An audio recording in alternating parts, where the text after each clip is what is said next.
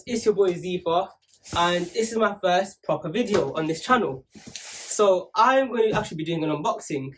Yes, this is not what I thought I'd be doing on this channel, but I bought the new MacBook Pro 13-inch 2020 model, and this is the one with the M1 chip.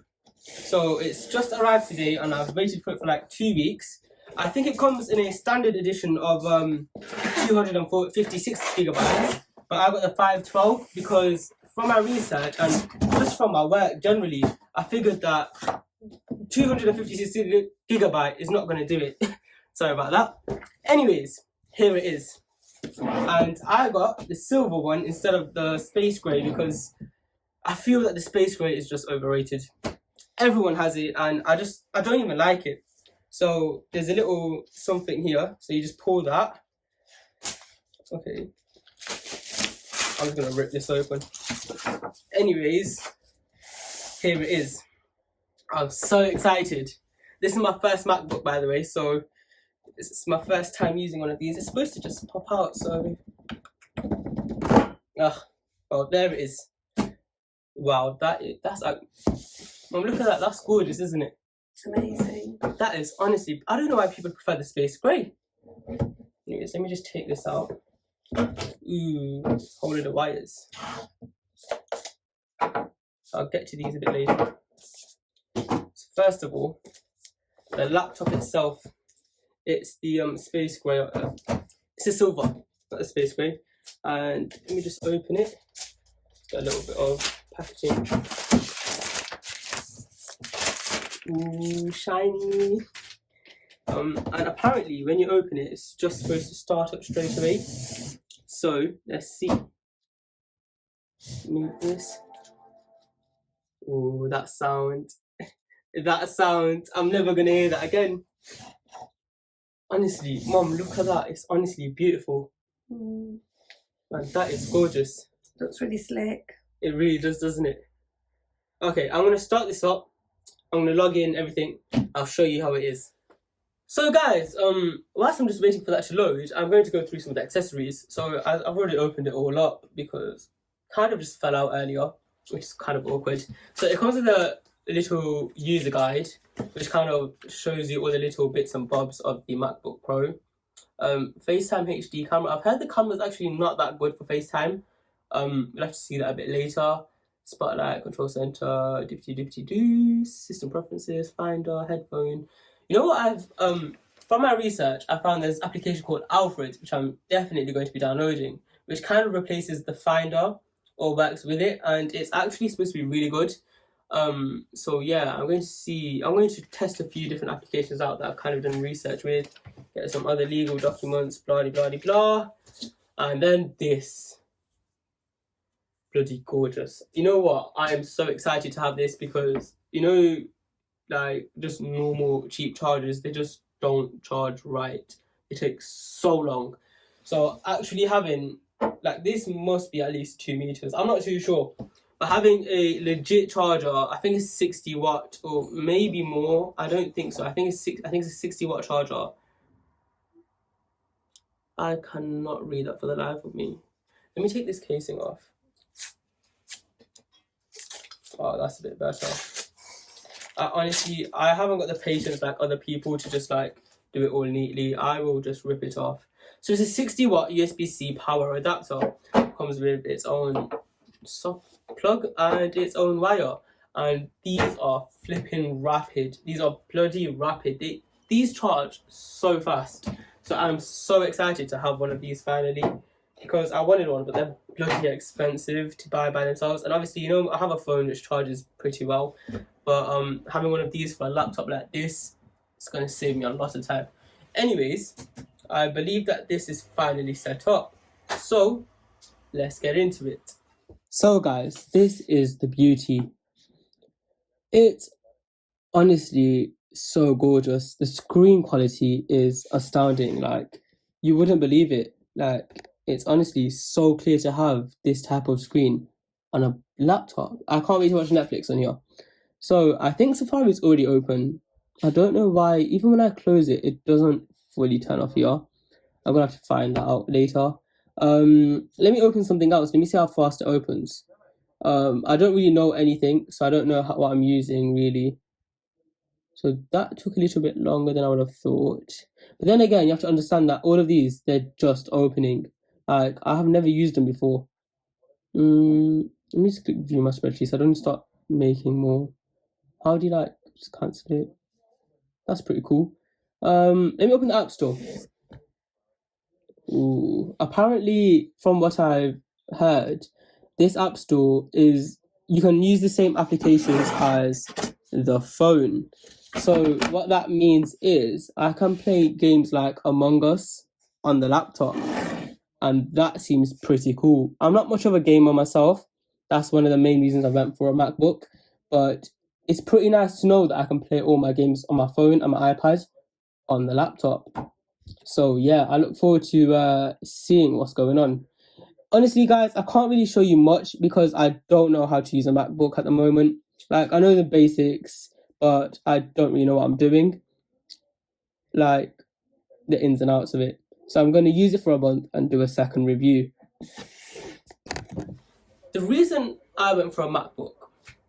So first, there were a few reasons I actually went for a MacBook, and I'm going to start up with the first reason, which is the Apple ecosystem. And although personally I don't feel that Apple phones are as good technologically as they used to be, they're not as forward compared to other companies such as Samsung and Huawei. I feel Apple is terribly lacking, and I just feel like the phones are what generally let them down. But the phones do the job. But their headphones, the AirPods, are absolutely beautiful, which I'm hoping to buy very soon. The new ones, I think they're the AirPods Pro Max or something. They're really good. They are honestly they're generally one of the best wireless earphones on the market. Not the Pro Max, the AirPods Pro.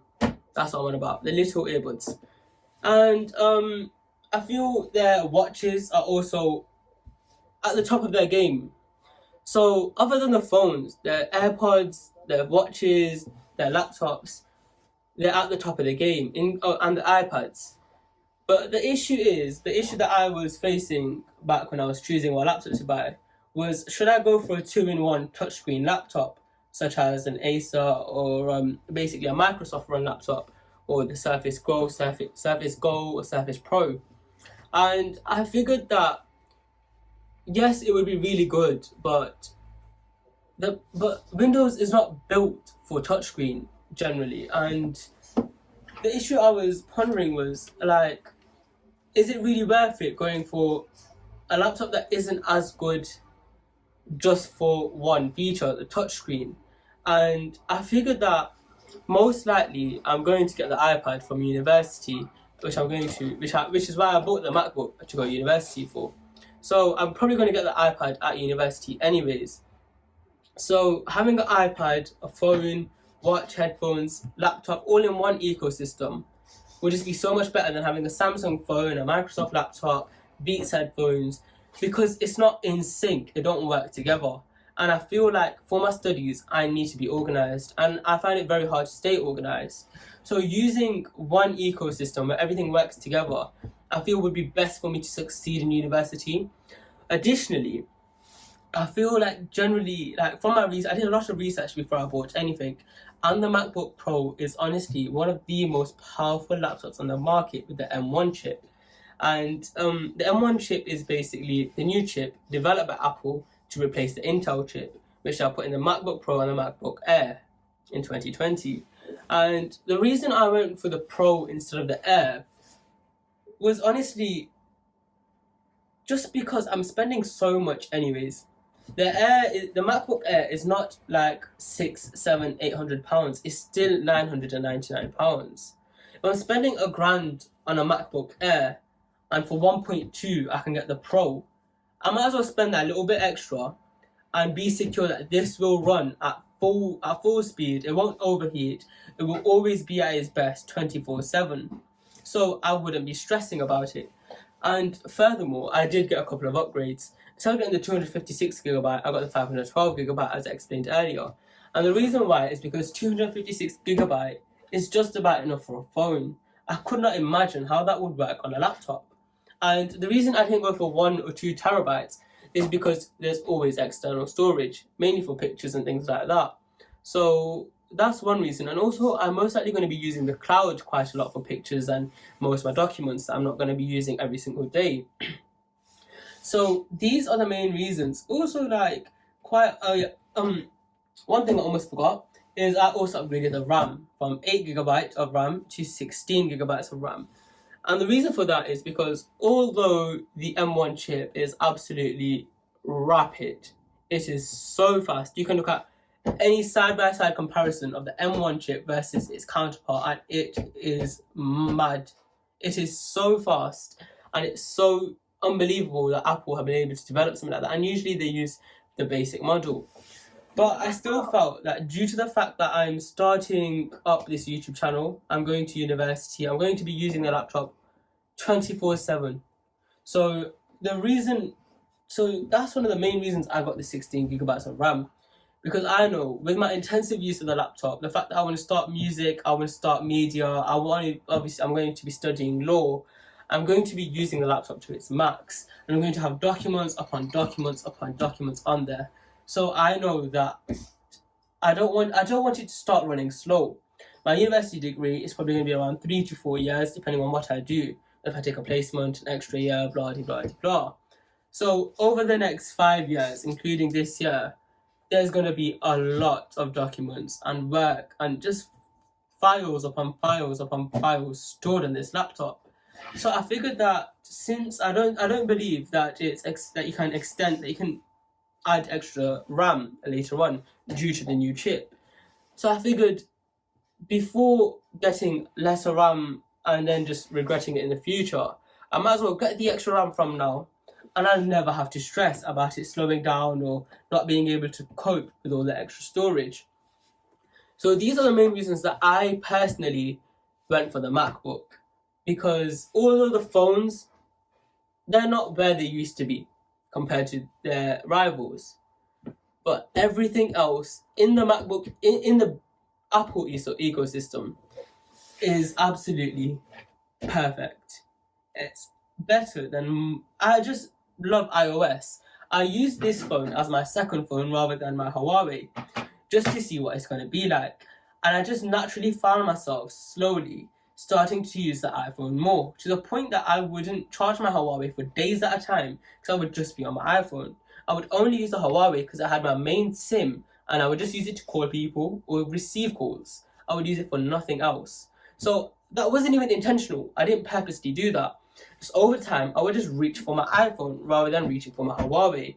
And I feel like if that's just happened to me naturally, and it's honestly, it's not as good an iPhone. It's an iPhone 7. It's my mom's old phone. It's pretty scruffed up. And my Huawei it's the Huawei Mate 20 Lite. It's also not one of the best, but it's a lot better.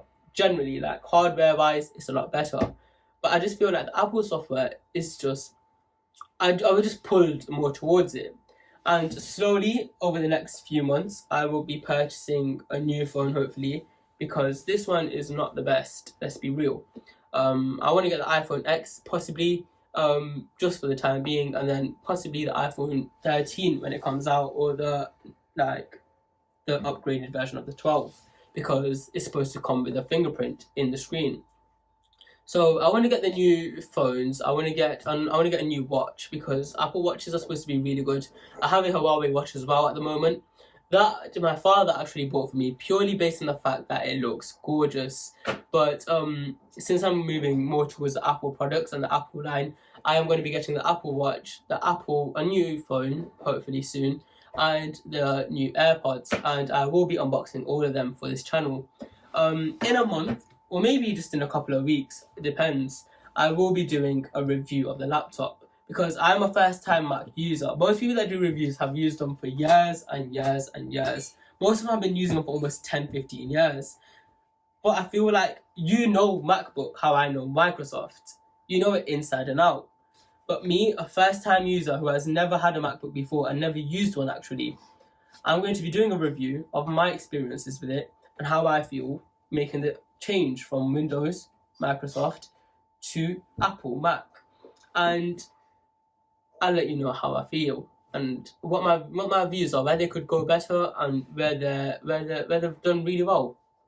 So guys, that's the end of this video. I know I may have rambled on a bit towards the end, but I feel like a lot of people have a very hard choice to make, especially when it comes to university, whether to go for Apple, whether to go for Android and MacBook or Windows. Because let's be honest, there are great laptops out there. But I'm done with that. This is the end of my video. My mum's made some food and it smells absolutely beautiful. So I'm going to be off and eat. See you later. Like, subscribe and share.